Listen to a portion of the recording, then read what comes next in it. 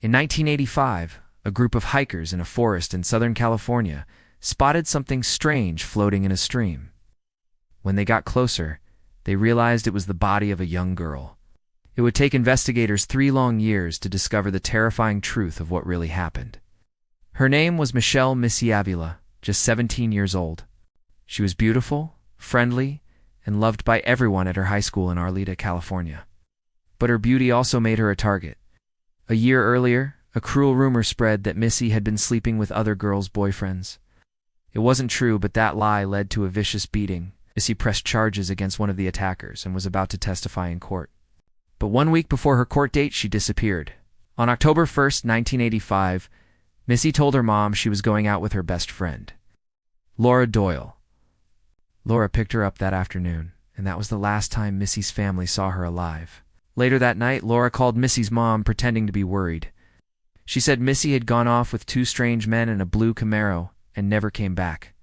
Police searched everywhere for those men. But there was just one problem. Those men never existed.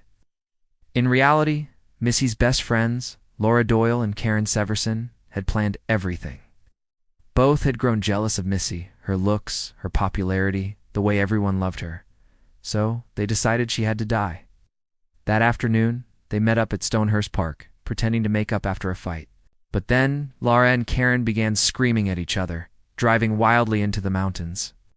Missy had no idea the argument was fake, a setup to lure her deep into the woods. Once there, they dragged her from the car, accusing her of sleeping with their boyfriends. They beat her, tore out her hair, tied her hands, and gagged her. Then they forced her into a shallow stream. Missy begged for her life. She screamed so loud it echoed through the forest. But her best friends pinned her down, and when she struggled to breathe, they dropped a 100-pound log on her head, holding her underwater until she stopped moving. 3 days later, hikers found her body.